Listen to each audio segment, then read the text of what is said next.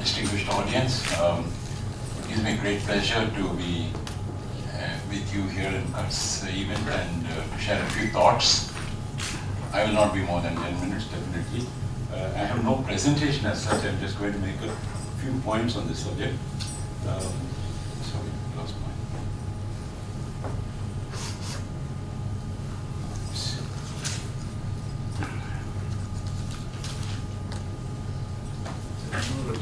I would like to first make a disclaimer.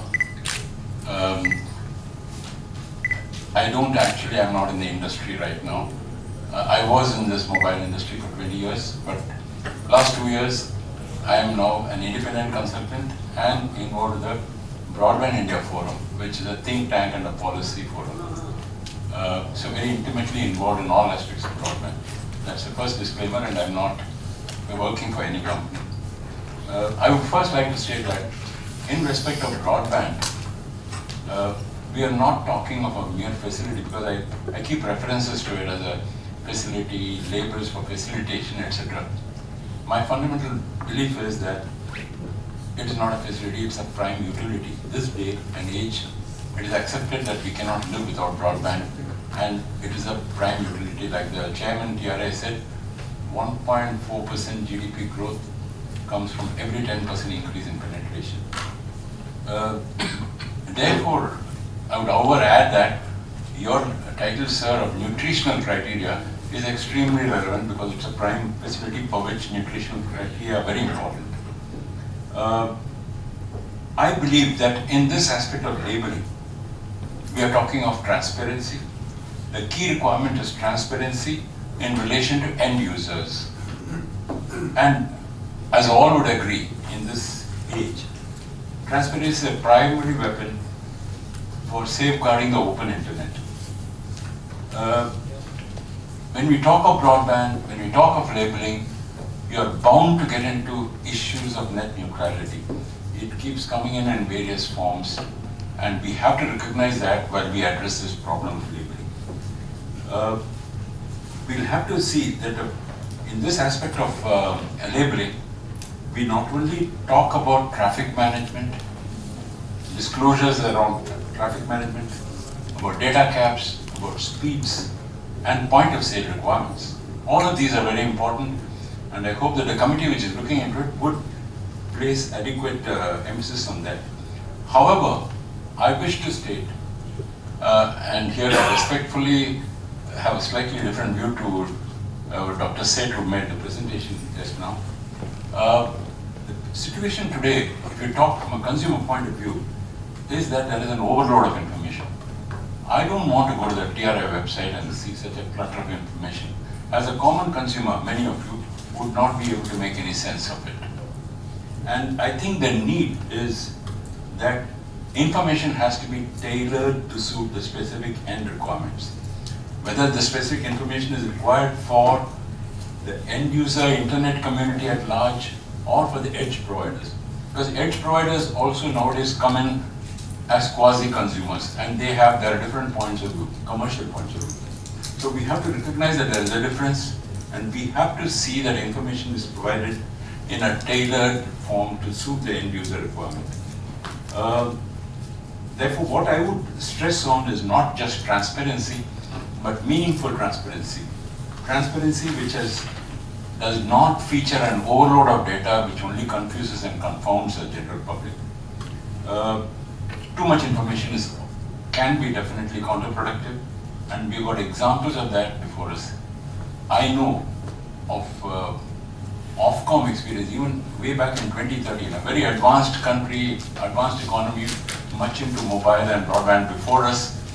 Even they had a lot of disclosure requirements, transparency requirements, which the service providers there faithfully met.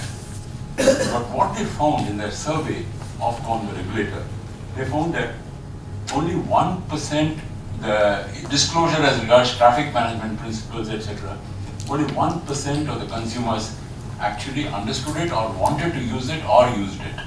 So there was a very deplorable state of affairs which opened their eyes on the need to make meaningful information available for labels. And I'm talking of internet broadband labeling. when we talk of broadband, I said net neutrality issues have to be recognized in the labeling. You also have to recognize privacy issues. And many things are being talked about under privacy issues which may not be relevant. For example, a couple of days ago I read about Aadhaar.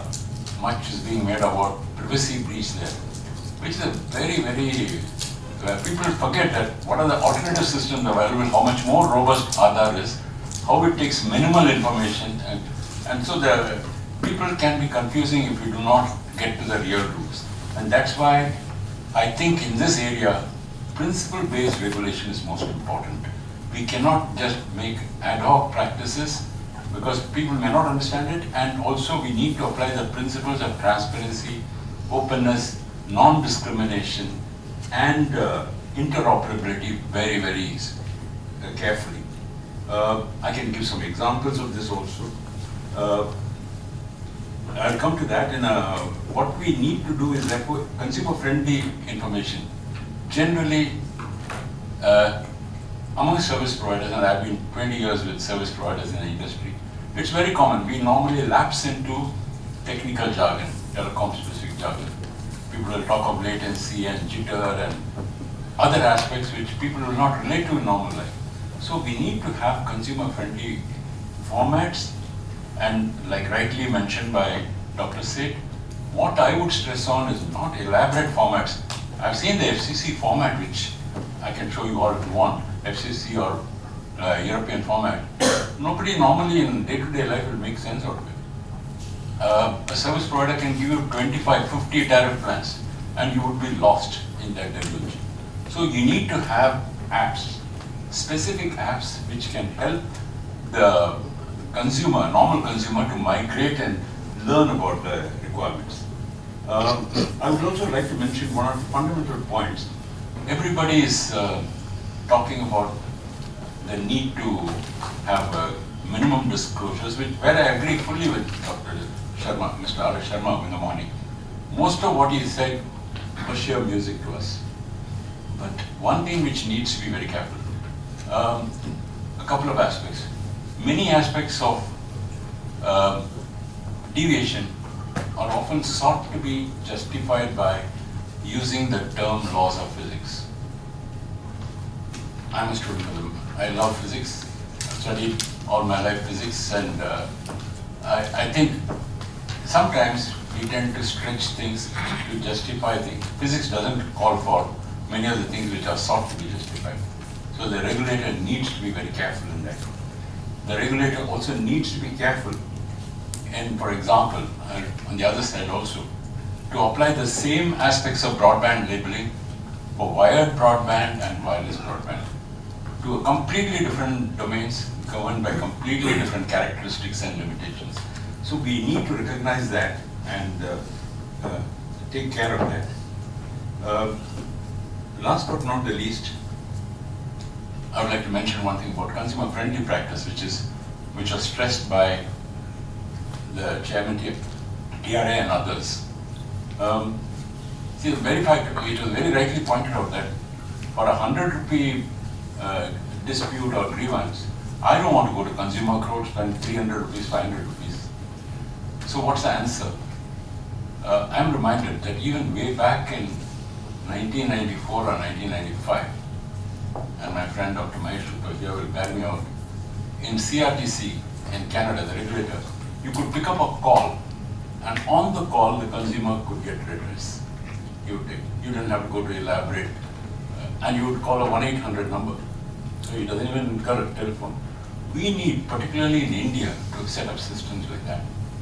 We need ombudsman. 10 years ago, there was a telecom ombudsman sought to be established.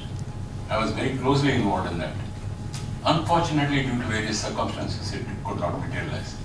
We need that. We don't need expensive practices of going to consumer courts and taking care of other things like that. I think I should stop with this because the time is already, I think, 10 minutes.